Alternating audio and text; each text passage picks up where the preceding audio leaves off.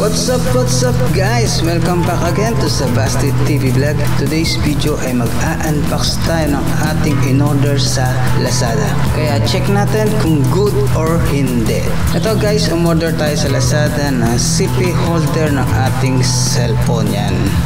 Parang accessories sa ating motor para dagdag pogi na rin guys. Kaya check natin kung ano yung magandang review na ibibigay natin dito. Then assemble natin to guys, then install natin sa ating motor. Kaya guys, let's do this!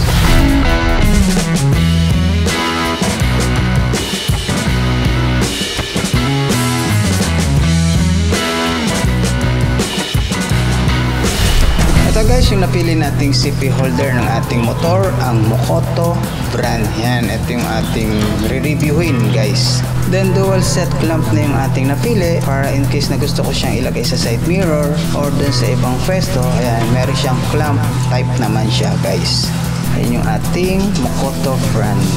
Okay guys, let's start para assemble natin itong ating CP holder na Mokoto. Then first guys, idikit muna natin itong ating parang protection sa ating cellphone. Ayan guys, goma lang naman to. Then ididikit natin to dun sa gilid ng ating CP holder. Syempre ang purpose nito guys, para hindi magasgasan yung ating cellphone sa may gilid.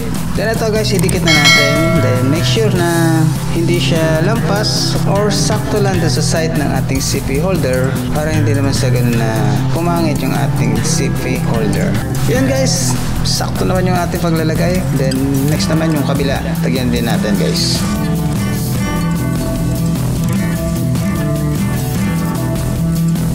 Then next naman guys, itong ating bracket para sa ating CP holder. Metal yung materials na ginamit dito guys. Matibay naman yung pagkakagawa nito guys, kasi metal nga, kaya siguro tatagal tong ating CP holder. Then itong adjuster natin ay hard plastic lang, pero matibay pa rin guys.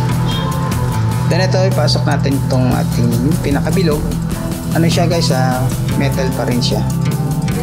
Yan yung bilog na yan, metal din.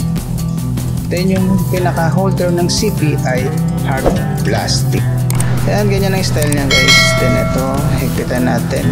Then tingnan natin kung gaano kaangas yung ating nabiling CP holder sa ating motor. Ayan na guys, yung ating Mokoto. Yung ginamit kong clamp ay yung pang side mirror. Then ito guys, testingin natin kung fit ba sa ating cellphone. Ayan yung ating adjuster, adjust natin, sikipan para hindi mahulog ating cellphone. Ayan guys, yung ating CP holder nating Mokoto brand. Sa tingin ko ay astig naman.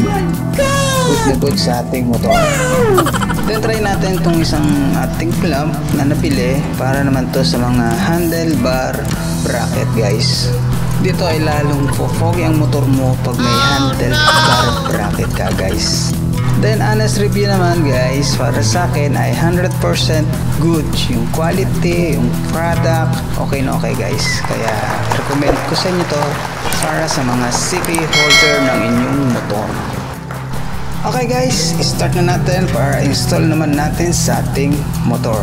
Ito, side mirror yung ating napili, kaya yung side mirror ang ating tatanggalin. Then gamit tayo ng 14mm na open range. Ito guys, dito sa may left side ng ating motor o left side ng ating side mirror yung ating tatanggalin para doon natin ilagay yung ating CP holder. Then after natin i-presto ng maayon sa gusto nyo, hihigpitan naman natin guys.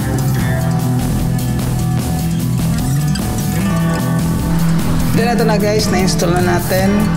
Ayan na yung kinalabasan ng ating CP holder. Tingnan nyo naman, napakaangas, diba? Ito yung pag nasa harapan ka ng motor, kita mo yung ating CP holder. Then pwede mo siyang i-adjust kung gusto mo siyang ilagay sa baba, then taas. Depende yan kung saan mo siya gusto ilagay. Then try natin guys, pag may cellphone, ayan yung itsura niya, yan ang resulta. Then 360, ito guys, yun yung kagandahan dito sa ating CP holder. Okay guys, kung nagustuhan mo itong video ito, please like, then comment below, and don't forget to subscribe, then click the notification bell para updated kayo sa aking mga videos. Okay guys, thank you, God bless, peace.